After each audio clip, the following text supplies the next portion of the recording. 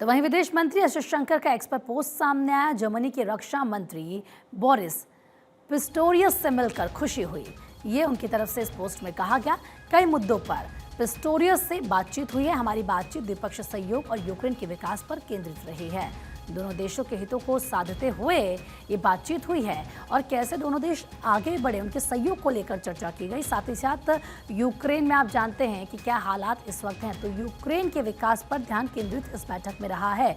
उसके पीछे की वजह रूस और यूक्रेन में जिस तरीके से जंग चल रही है, अटैक रूस यूक्रेन पर कर रहा है और ऐसे में वहाँ पर काफ़ी ज़्यादा नुकसान हुआ है। भारी संख्या में लोगों ने पलायन किया है। जो उनकी बड़ी बड़ी बिल्डिंग्स थी, उनके इंफ्रास्ट्रक्चर को नुकसान हुआ है। तबाही की तस्वीरें वहाँ से सामने हैं। अब यूक्रेन को एक बार फिर से स्टैब्लिश करना होगा, वहाँ पर विकास हो, इस पर ध्यान केंद्रित रहा है। इसको लेकर बातचीत की गई है। वो आपको मुलाकात की तस्वीरें भी दिखा रहे हैं। जर्मनी के रक्षा मंत्री बोरिस पिस्टोरियस और साथ ही साथ विदेश मंत्री एस जयशंकर, दोनों के बीच बातचीत की तस्वीरें हम आपको दिखा रहे हैं। और ये तस्वीर खुद विदेश मंत्री एस जयशंकर की तरफ से पोस्ट की गई है। विदेश मंत्री ने इन तस्वीरों को खुद शेयर किया है और इस बारे में उन्होंने जानकारी दी कि कई मुद्दों पर पिस्टोरियस से बातचीत हुई है। हमारी जो बातचीत थी वो द्विपक्षीय सहयोग और यूक्रेन के विकास पर केंद्रित रही है। इस वक्त आप कह सकते हैं कि यूक्रेन पूरे वर्ल्ड के सेंटर पर है, यानी कि नजरें पूरे विश्व की यूक्रेन पर आके टिकी हुई है और इसी मुद्दे पर बात हुई कि कैसे यूक्रेन का विकास हो। ये जानकारी विदेश मंत्री की तरफ से